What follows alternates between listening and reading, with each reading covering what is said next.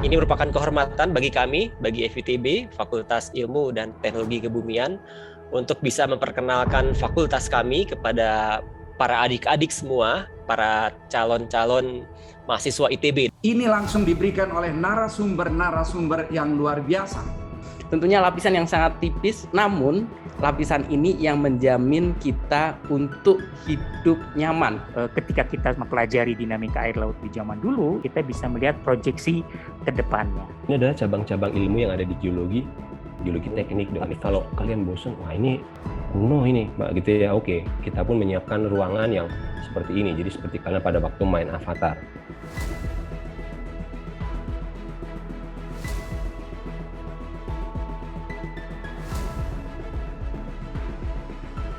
Tampilan 3 dimensi di daerah Pangandaran ya. Pada peta ini ditampilan ketinggian bukan hanya ditampilkan dalam warna, tapi dalam bentuk dari bangunan serta objek-objek atau unsur-unsur yang ada di permukaan bumi pun ditampilkan dengan jelas sampai detail tertentu sesuai kebutuhan. Dan BTW saya juga alumni Geo dulu waktu kelas 3 SMA sampai PTN ya. Dan berkat Pak Foster juga dulu yang pernah ngajar saya, alhamdulillah saya bisa masuk ITB juga. Saya juga dulu pernah terdaftar sebagai siswanya GO juga. Kalian itu pasti belajar tentang bagaimana cara menjawab cepat, tepat. Saya pun dulu pernah belajar di GO, waktu itu alamatnya saya, kalau tidak salah Jalan Purnawarman kalau tidak salah. Itu lama sekali, tapi saya mendapatkan pengalaman yang banyak pada saat belajar di GO. Terima kasih Ganesha Operation.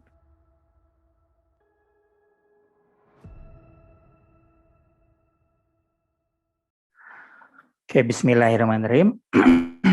Assalamualaikum warahmatullahi wabarakatuh. Selamat pagi menuju siang. Salam sejahtera dan salam sehat untuk kita semua. Senang sekali rasanya di pagi yang cerah ini bisa bertemu dengan para pejuang SBMPTN, ya SNMPTN, dan juga tentunya calon-calon mahasiswa ITB ya. Ini adalah salah satu potret ya atau tempat foto selfie yang populer ya di ITB, yaitu di Plaza Widya Nusantara ya. Ini adalah biasanya anak-anak ITB suka berfoto di sini ya, baik mungkin untuk update status di IG ketika lulus ITB ataupun ketika sesudah ketika lulus SBMPTN atau SNMPTN ataupun saat wisudaan ya. Jadi saya saya doakan bagi adik-adik yang mendaftar di ITB dan khususnya di FITB nanti ujian dilancarkan dan juga semoga diluluskan ya, amin ya. Kita sama-sama berdoa gitu ya, semoga adik-adik bisa punya kesempatan mengenyam pendidikan di ITB, dan tentunya karena di kondisi saat ini atau di zaman saat ini ya, kalau tidak foto selfie rasanya ada yang kurang gitu ya. Makanya saya awali dengan menampilkan mengiming-imingi foto selfie yang ada di ITB dulu. Nah, pada hari ini saya akan mengenalkan lebih jauh dan mudah-mudahan bisa lebih dalam terkait dengan program studi oceanografi. Nah, saya kira kalau mendengar kata oceanografi mungkin kita semua, terutama adik-adik, sudah langsung berasosiasi tentang akan mempelajari laut. Ya, tentu kalau mempelajari laut di sini banyak hal ya, dari A sampai Z ya. Kalau di program studi oceanografi sendiri, nanti yang akan dipelajari lautnya yaitu mengenai mempelajari fenomena fisis air laut ya, terutama nantinya mempelajari arus laut, gelombang laut ya. Dan juga di sini ada pasang surut ya, yang tentunya nanti dapat diterapkan ya dan dapat diaplikasikan ke bidang yang lainnya, tentunya bidang yang terkait ya. Nantinya bisa diterapkan ke bidang rekayasa ya, karena nanti informasi dari oceanografi di sini menunjang untuk aktivitas seperti di pelabuhan ataupun untuk pembangunan infrastruktur di onshore maupun di offshore. Yang berikutnya adalah bisa diaplikasikan ke bencana laut ya, seperti tadi sedikit disampaikan oleh Pak Agus bahwa negara kita adalah negara yang berpotensi dan rawan terhadap bencana. Salah satunya kalau di bidang oceanografi adalah bencana laut ya, seperti tadi disinggung ada tsunami, atau mungkin yang dikenal di pantai utara itu ada juga banjir rob ya, atau juga ada badai, misalnya gelombang laut yang ekstrim. Ini adalah nantinya itu adalah kajian yang dipelajari di ilmu oceanografi. Berikutnya adalah berkaitan dengan perikanan ya, karena di oceanografi di sini tidak hanya melihat dari sisi fisik tapi juga dari sisi ke arah biologi dan juga kimia. Jadi nanti kaitannya di perikanan ya, salah satunya ke perikanan tangkap dan juga ke budidaya perikanan juga. Dan berikutnya terkait dengan lingkungan ya. Kita tahu bahwa laut ya, di laut juga salah satu area yang rawan terhadap pencemaran, misalnya contoh pencemaran tumbuhan minyak, ya tentunya dengan ada pencemaran laut ini kita perlu mitigasi, kita juga perlu tahu ya bagaimana identifikasi dan pola sebarannya sehingga kita nanti bisa turut serta dalam konservasi dari lingkungan laut tersebut. Dan tidak kalah penting juga nanti juga terkait dengan manajemen pesisir ya, di mana manajemen pesisir ini saat ini banyak sekali dikaitkan dengan hal-hal yang berbau dengan ekoturism atau tempat wisata ya, tentunya dengan manajemen dan perencanaan pengelolaan ya wilayah pesisir dan laut ini salah satunya menunjang untuk sustainability ya, atau keberlanjutan ya, atau sumber daya pesisir dan laut yang lestari. Nah, ketika mendengar kata oceanografi, mendengar kata umum seperti laut, ya tentu kita sering sekali dikaitkan dengan yang namanya potensi ya, potensi. Tadi Pak Agus juga menyinggung ya, dari Sabang sampai Merauke, seperti dari pantai barat Amerika sampai pantai timur Amerika, dari London sampai Rusia. Nah, mungkin saya sedikit menambahkan tadi perspektifnya kiri kanan, ya barat timur, saya tambahkan utara selatannya, yaitu utara selatan dari Pulau Miangas sampai ke dari utaranya Pulau Miangas sampai ke selatannya Pulau Rote, sehingga kita punya perspektif yang menyeluruh ya, utara selatan maupun barat timur. Nah, kalau dilihat dari situ tentu ya potensi baik itu potensi hayati ya, seperti perikanan ya, potensi-potensi seperti terumbu karang, ada rumput laut, ada padang lamun ya, dan tentunya ada ekosistem yang lainnya yang tentunya itu menjadi potensi ekonomik yang tinggi ya. Selain dari sumber daya hayati, tentunya kita juga mengenal adanya sumber daya non hayati ya. Non hayati juga tadi sedikit disinggung bagaimana negara kita kaya akan sumber daya mineral ya, potensi terkait dengan transportasi laut ya, juga terkait dengan wisata bahari yang mungkin bagi yang suka traveling ini salah satunya mencari spot-spot yang paling pas ya untuk misalnya mencari pantai yang indah gitu ya. Nah, tentunya dari sekian banyak potensi ini gitu, ini sangat istilahnya mendukung sekali terhadap pendapatan devisa negara ya. Ini salah satu nilai perekonomian yang datang dari laut kita ya, laut Indonesia ini ya. Tentunya dengan potensi yang sangat besar ini memerlukan sumber daya manusia yang mumpuni ya, sumber daya manusia yang unggul ya, untuk dapat mengelola, untuk dapat memanfaatkan, untuk dapat mengeksplorasi dan mengeksploitasi apa yang ada di laut ya. Sehingga lahirlah program studi oceanografi, salah satunya punya visi misi yaitu untuk mencetak manusia yang unggul, yang kompeten untuk dapat memanfaatkan ya, mengelola sumber daya kelautan ya, tentunya secara lestari ya. Nah, untuk mewujudkan visi misi tersebut ya, SDM yang unggul di bidang kelautan, maka disusun kurikulum ya, kurikulum program studi oceanografi. Nah, ketika nanti adik-adik misalnya masuk ke program studi oceanografi, ini adalah cerminan bagaimana kurikulumnya. Yang pertama itu adalah nanti di program studi oceanografi akan belajar mengenai oceanografi fisika. Ya, oceanografi fisika ini nanti akan belajar terkait dengan parameter fisik air laut. Ya, seperti contoh ini lambangnya itu adalah seperti gelombang, ya nanti belajar gelombang laut, arus laut, ya pasang surut laut, ya, dan juga mata kuliah yang berhubungan dengan oceanografi fisika. Ya, tentunya nanti keterkaitan oceanografi fisika ini bisa menunjang untuk mitigasi, misalnya mitigasi bencana laut, untuk operasional rekayasa, ya, misalnya operasional yang ada di pelabuhan, ya, operasional transportasi, ya, keamanan transportasi di laut, ya, terus juga infrastruktur, misalnya pembangunan di onshore maupun offshore, tentunya memerlukan informasi oceanografi, ya. Dan tentunya saat ini juga berkaitan juga terkait dengan sumber daya energi terbarukan yang diperoleh dari laut. Selain oceanografi fisika, nanti adik-adik akan belajar berhubungan dengan oceanografi biologi, ya. Jadi misalnya yang rada-rada fisikanya kurang ini gitu ya, ada yang namanya oceanografi biologi, ya. Di oceanografi biologi ini nanti akan belajar berkaitan dengan tentunya ya ekosistem, ya, ekosistem atau biota-biota laut, ya, biota laut baik itu ikan, ya, ataupun misalnya ada terumbu karang, mangrove, ya. Tentunya ini biasanya salah satu aplikasinya adalah untuk menunjang perikanan tangkap ataupun misalnya perikanan budidaya, ya, budidaya. Terus juga berperan juga untuk konservasi, ya, konservasi untuk habitat tersebut. Dan sering juga oceanografi fisika dan oceanografi biologi di sini istilahnya terintegrasi, ya, sehingga nanti meninjau juga bagaimana peranan misalnya proteksi tumbuhan ekosistem yang ada di pesisir ini untuk peranannya dalam meredam mitigasi misalnya gelombang tinggi atau misalnya gelombang rob, ya, seperti itu. Nah, selain oceanografi fisika biologi, yang ketiga adalah oceanografi kimia, ya.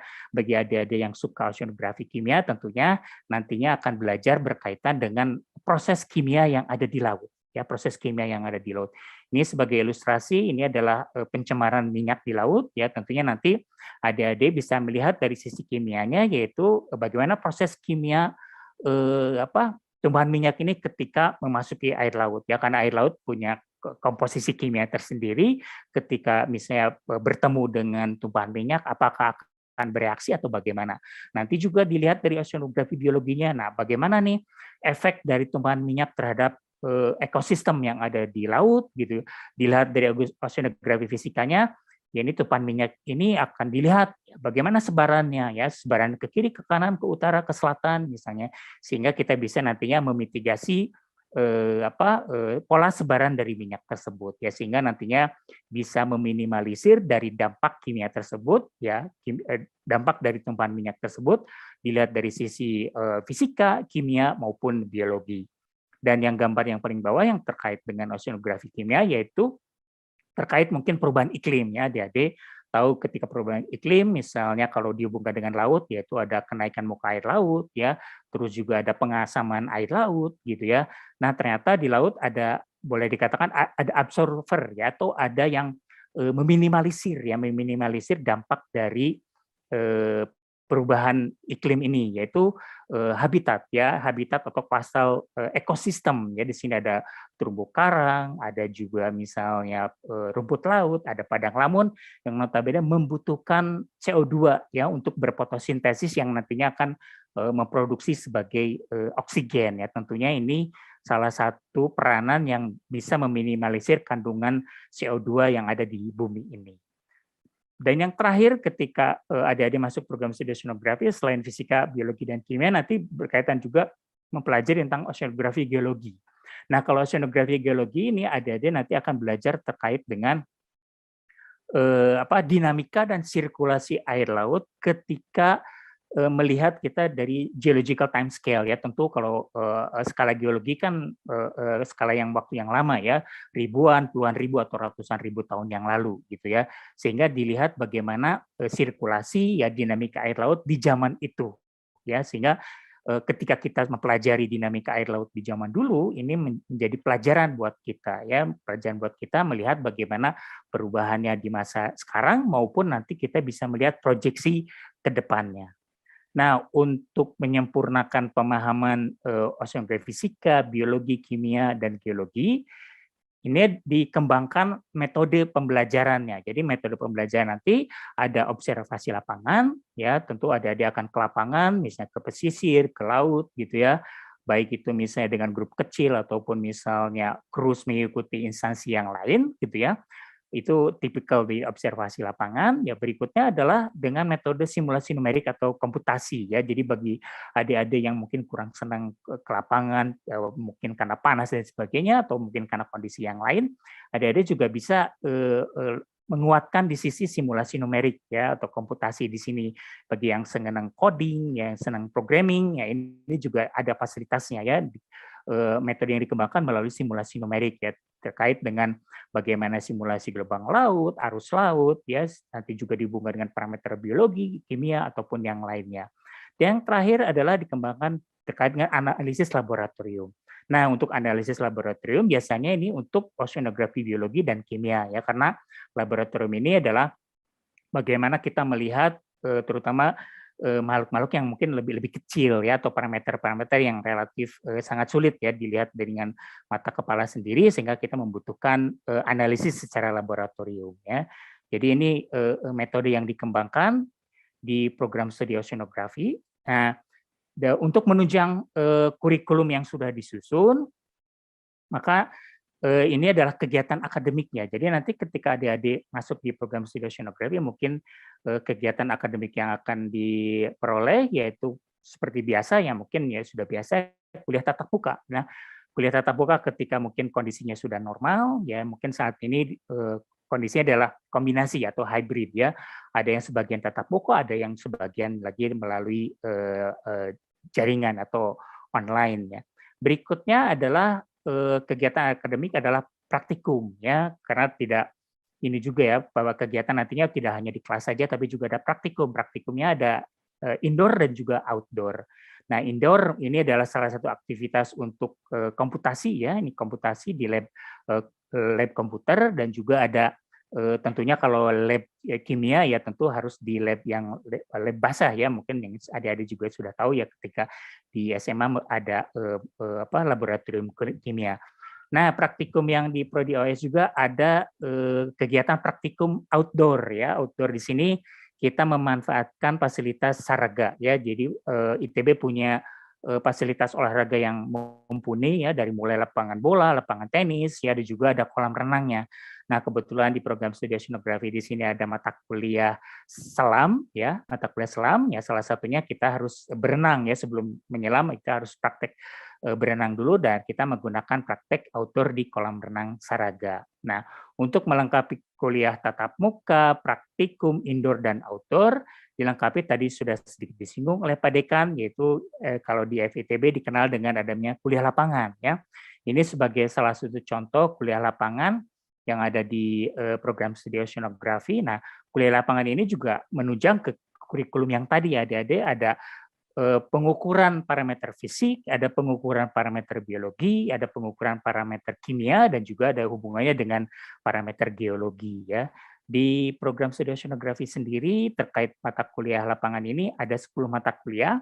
Nah, di 10 mata kuliah ini tentunya ada yang menawarkan ekskursi pendek ya 2-3 hari, ada juga yang ekskursi yang relatif lebih lama yaitu sekitar 2 minggu ya. Jadi adik-adik hampir di setiap semester itu akan ada kuliah lapangannya. Jadi bagi adik-adik yang suka traveling atau adventure, mungkin ini bisa dimanfaatkan gitu ya, dimanfaatkan untuk menyalurkan hobi juga ya, selain tentunya melakukan kegiatan akademik.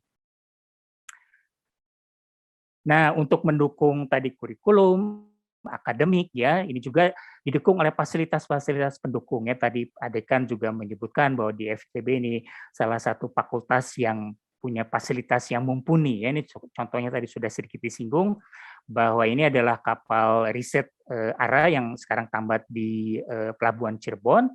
Karena zaman sekarang itu zamannya collabs ya. Jadi collabs ini bukan hanya konten YouTuber, tapi juga collabs untuk akademik dan juga riset ya. Jadi kapal ini tentunya bukan hanya untuk milik Prodi Oceanografi, tapi juga milik FITB. Jadi nanti adik-adik yang dari di geologi, dari meteo, ataupun dari geodesi ingin memanfaatkan kapal ini, kita collabs bareng gitu ya, kita ngonten bareng ya, kita riset bareng, kan seru gitu ya, sambil konten ada risetnya gitu. Jadi ada dokumentasi, tapi juga ada publikasinya ya, publikasi dari ilmiahnya tersebut ya. Karena sekarang ini kesempatan collabs yang luar biasa ya. Kalau digabung Go FITB, FITB Go. Jadi ini adalah collabs yang ditunggu-tunggu ya. Ini guys ya, kalau bahasa YouTubernya guys, ini adalah momen yang ditunggu-tunggu gitu ya, collabs antara Go dan juga FITB.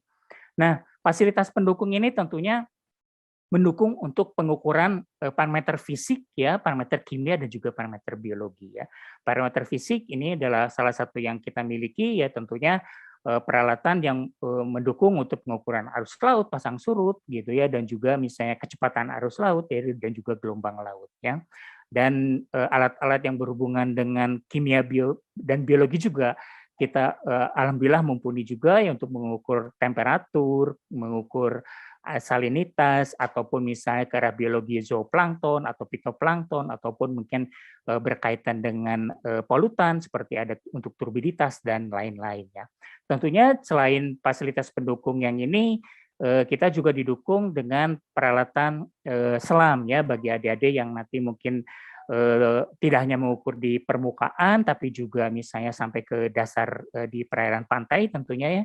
Ini juga kita bisa melakukannya dengan diving atau selam ya. Nah, ini adalah saya sampaikan terkait penerimaan mahasiswa baru ya, program studi oceanografi. Tadi sudah sedikit disinggung bahwa FITB ada 2 kampus, yaitu kampus Ganesha dan kampus Cirebon ya. Khusus untuk program studi oceanografi, untuk tahun 2022 ini kampus Ganesha menerima totalnya 75 mahasiswa daya tampungnya ya. Sedangkan yang ada di Cirebon ini adalah 50. Nah, untuk SNMPTN yang tentunya periodenya sudah lewat, adik-adik ya mungkin sekarang tinggal menunggu ya. Jadi saya doakan bagi yang sudah daftar SNMPTN ke FITB, saya doakan semoga lulus gitu ya. Nah, khususnya untuk ke prodi oceanografi ada daya tampungnya 30. Ya tentunya mungkin kalau adik-adik yang melalui peminatan ya salah satunya program studi oceanografi membuka peminatan tersebut, tentunya ada sebagian ya persentase dari 30 ini adalah merupakan bagian dari SNMPTN peminatan. Ya tentunya bagi adik-adik yang SBMPTN masih ada, kalau di kampus Ganesha ini ada sekitar 45 daya tampungnya ya untuk di kampus Ganesha. Sedangkan di Cirebon itu adalah 20 ya untuk SNMPTN dan 30 adalah SBMPTN-nya. Ya, jadi tentunya Ganesha dan Cirebon ini ditekankan bahwa ini tidak ada bedanya ya, yang ditekankan sebetulnya bukan bedanya tetapi keunikannya ya, keunikan karena nantinya Ganesha dan Cirebon ini akan punya warnanya ya, akan punya keunikannya gitu ya. Salah satunya kalau Cirebon ya, ketika misalnya multikampus Cirebon ini salah satunya selain membuka kesempatan bagi adik-adik yang ingin berkesempatan menjadi sumber daya manusia yang terjun di bidang kelautan gitu ya, di kampus Cirebon ini salah satunya ditekankan untuk lebih banyak fokus ke area Ciayu Majakuning ya, Cianjur, Majalengka, Indramayu dan Kuningan ya, itu salah satu ciri khasnya ya. Jadi kalau dari kurikulum dan lain-lain tentunya ini sama persis ya, jadi tidak ada bedanya. Kalau saya lihat justru keunikannya yang nanti akan menjadi benang merah dari 2 kampus ini. Nah, terakhir dari saya ini mungkin karir dari prospek dari program studi oceanografi ya, melengkapi tadi info dari Pak Dekan bahwa sekitar 60% ini bekerja di perusahaan yang memang multinasional ataupun di perusahaan yang internasional. Nah, saya awali kalau di oceanografi di warna hijau, yaitu dengan posisi yang secure ya, nyaman gitu ya, jadi menjadi abdi negara ya, atau menjadi PNS. Nah, jadi PNS ini biasanya menjadi researcher, jadi peneliti ya.